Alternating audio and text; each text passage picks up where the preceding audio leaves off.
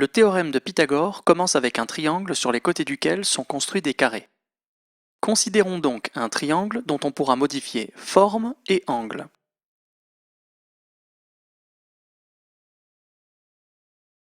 Sur les côtés de ce triangle, on construit des carrés.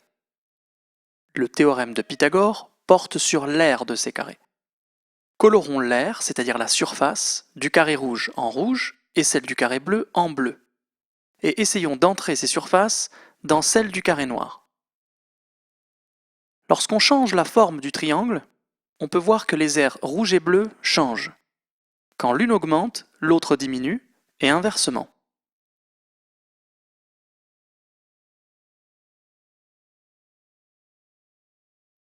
Lors de son déplacement, la figure rouge est d'abord un carré rouge, puis elle devient un parallélogramme rouge, pour finir en un rectangle rouge. Nous faisons ici attention à transformer la figure rouge pour qu'elle ait toujours la même surface, même si elle n'a pas toujours la même forme.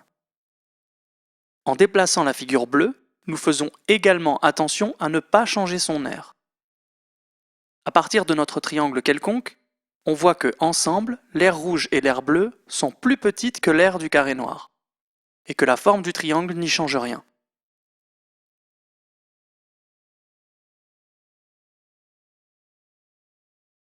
Essayons de modifier le triangle pour que les aires rouge et bleu soient un peu plus grandes, et recommençons.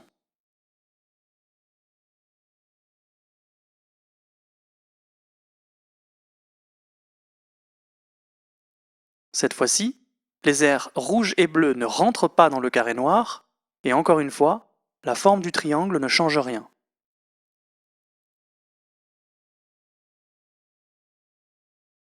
Montrer le théorème de Pythagore, c'est montrer que lorsqu'on s'arrange pour que le triangle soit rectangle, l'aire rouge et l'aire bleue ont ensemble exactement la même aire que celle du carré noir. Et cela, quelle que soit la forme du triangle rectangle.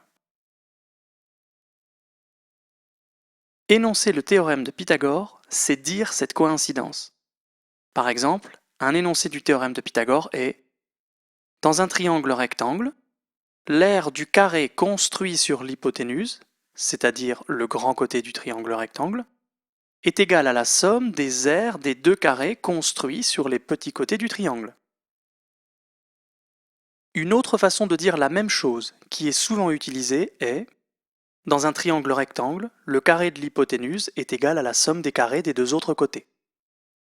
Nous apprendrons cependant le théorème de Pythagore sous une autre forme, peut-être moins élégante, mais plus utile, en particulier pour les calculs. Remarquons d'abord que si nous appelons par exemple notre triangle rectangle ABC, l'aire rouge peut se calculer en utilisant la formule de l'aire du carré, qui est côté fois côté, et qui dans ce cas vaut AB fois AB, qui est égal à AB carré. De la même façon, l'aire bleue peut se calculer en faisant AC fois AC, qui est égal à AC carré, et l'aire du carré noir se calcule en faisant BC fois BC, qui vaut BC carré. Nous apprendrons donc le théorème de Pythagore sous la forme suivante. Si ABC est un triangle rectangle en A, alors BC au carré est égal à AB au carré plus AC au carré.